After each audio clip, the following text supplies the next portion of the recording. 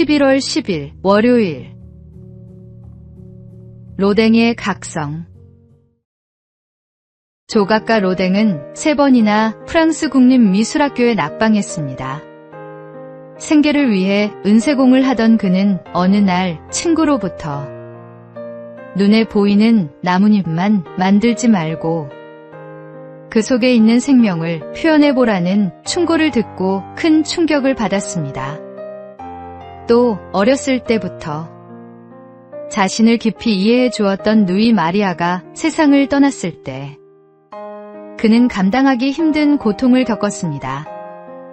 이 2번의 충격은 그를 자신 안으로 깊이 돌아보게 만들었고 이후 로댕은 조각에 온 힘을 쏟게 되었습니다. 정신적인 고통에서 벗어나려던 그는 오히려 그림과 조각에 대한 열정을 더욱 불태웠고 마침내 세계적인 거장이 되었습니다. 우리의 삶도 그렇습니다. 평안할 때에는 마음을 잊고 눈에 보이는 것에만 매달리기 쉽지만 시련은 우리를 멈추게 하고 내면을 바라보게 만듭니다. 고통 속에서 우리는 더욱 단단해지고 새로운 길을 찾게 됩니다. 그리고 무엇보다 우리 마음을 어루만지시고 새 힘을 주시는 분, 하나님이 계시기에 우리는 어떤 고통도 넘어설 수 있습니다. 그러므로 오늘의 아픔도 언젠가 감사의 토양이 되어 더 깊은 삶의 열매로 이어질 것을 믿으십시오. 오늘의 말씀. 우리가 환난 중에도 즐거워하나니 이는 환난은 인내를, 인내는 연단을, 연단은 소망을 이루는 줄 알미로다. 오늘의 만나. 고난은 때로 우리 내면의 진정한 가치를 발견하게 하는 하나님의 도구입니다.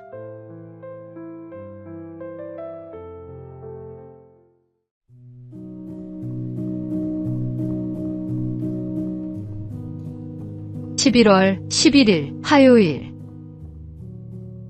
10만원의 교훈. 한 사람이 특이한 실험을 했습니다. 어떤 마을의 일정한 구역의 집집마다 매일 10만원씩을 나누어 주었습니다. 첫째 날은 사람들은 의아해하면서도 기쁨으로 돈을 받았습니다. 셋째, 넷째 날이 되자 이 소식이 마을의 화제가 되었고 사람들은 서로 흥분된 목소리로 이야기를 나누었습니다. 둘째 주가 되자 현관 앞에 나와 기다리기 시작했고 셋째 주에는 더 이상 놀라지 않고 당연한 일처럼 받아들였습니다. 넷째 주가 되자 그것은 일상의 일부가 되어버렸습니다. 그런데 실험 기간이 끝난 날 그 사람이 돈을 주지 않고 그냥 지나가자 사람들은 성난 얼굴로 외쳤습니다. 왜 오늘은 돈을 안 주는 겁니까? 감사에 익숙해진 사람들이 결국 감사를 잊은 것입니다. 사실 우리의 삶에도 비슷한 모습이 있습니다. 매일 아침 눈을 뜨고 숨을 쉬는 일상, 가족과 친구의 사랑, 일용할 양식과 건강. 이 모든 것이 다 하나님의 은혜의 선물입니다. 그러나 반복되다 보면 우리는 쉽게 당연하게 여기고 감사하는 마음을 잃어버리곤 합니다. 오늘 하루 내게 주어진 은혜와 복이 결코 당연하지 않음을 기억해 보십시오. 끊임없이 부어주시는 사랑 앞에 다시 감사하는 마음으로 서는 것이 우리의 영혼을 새롭게 하고 삶을 더욱 풍성하게 합니다. 오늘의 말씀. 내 영혼아 여호와를 성축하며 그의 모든 은택을 잊지 말지어다. 오늘의 만나. 날마다 주시는 하나님의 은혜를 당연하게 여기지 말고 새롭게 감사하는 마음을 회복합시다.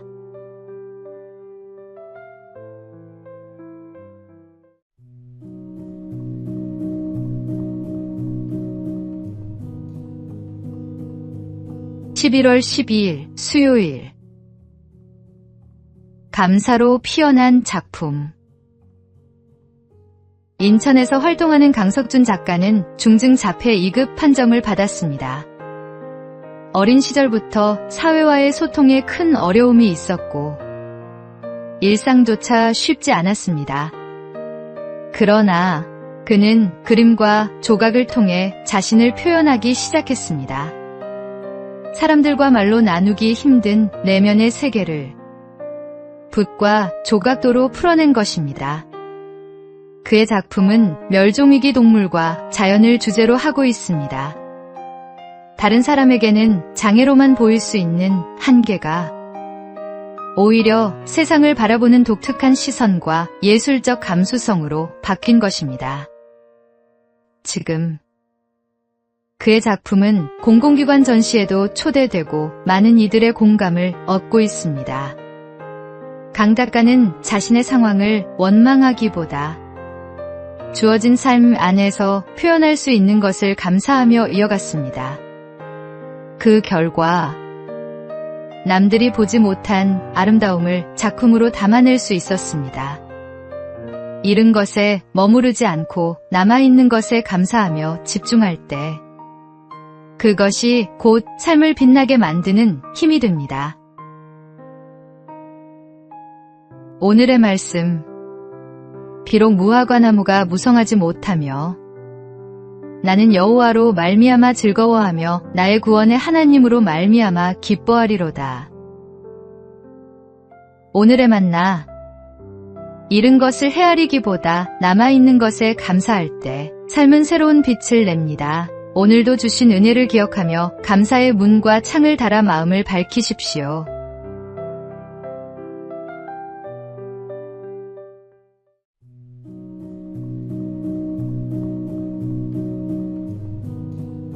(11월 13일) 목요일. 마지막 순간의 고백. 코미디계의 대부라 불리던 전유성 씨는 평생 이성적 사고가 강해 신앙을 쉽게 받아들이지 못했습니다. 그러나 30여 년 넘게 그를 위해 눈물로 기도한 후배들과 가족들의 헌신은 끝내 결실을 맺었습니다. 건강이 악화되던 지난 여름, 청도에서 인연을 맺었던 김성황 목사가 병원을 찾아 기도할 때 전 씨는 마침내 아멘으로 응답하며 하나님을 영접했습니다.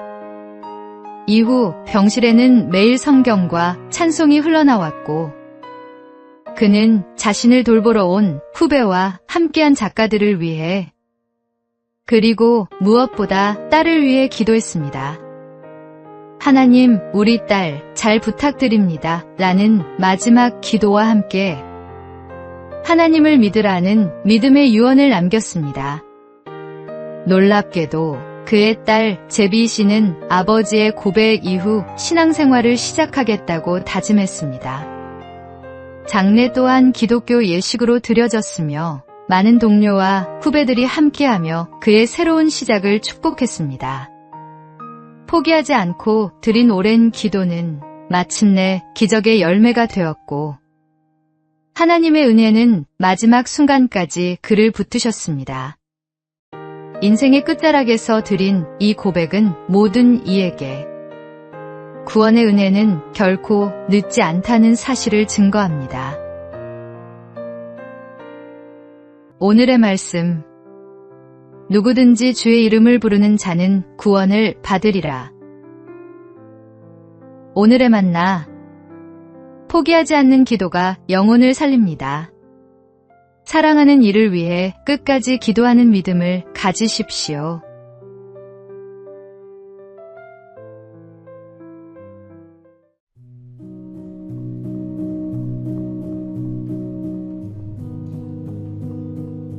(11월 14일) 금요일. 감사의 편지. 오늘은 가을숲의 빈 벤치에 앉아 새 소리를 들으며 흰 구름을 바라봅니다. 한여름 불볕같이 달아오른 내 마음을 서늘한 바람에 식히며 잠시 앉아 있을 수 있는 이 시간들을 감사합니다. 이혜인의 감사 편지에 담긴 고백입니다. 집 앞마당 대추나무에 주렁주렁 열린 열매와 그 꼭대기에서 올려지는 참새들의 맑은 노래. 바람에 흔들려도 흩어지지 않는 그 소리를 들으며 함께 노래하던 순간은 그 자체로 하나님이 주신 선물이었습니다. 또 한 포기에 난을 정성껏 돌보듯 우리를 지켜보시는 하나님의 시선 속에는 따뜻한 사랑이 가득합니다. 난초가 작은 물방울만으로도 싱싱이 꽃대를 올리듯 우리도 날마다 하나님이 부어주시는 은혜를 받으며 살아갑니다. 아침에 눈을 뜨며 하나님께 인사드리고 맑은 눈으로 하루를 바라보는 것, 그것이 곧 감사의 편지가 됩니다. 오늘도 주신 것들을 하나씩 떠올리며 감사할 때 우리의 하루는 더 깊고 풍성해질 것입니다. 오늘의 말씀, 범사에 우리 주 예수 그리스도의 이름으로 항상 아버지 하나님께 감사하며. 오늘의 만나, 감사는 특별한 일이 있을 때만 드리는 고백이 아닙니다. 평범한 하루 속 작은 순간들을 붙잡아 하나님께 감사해 보십시오.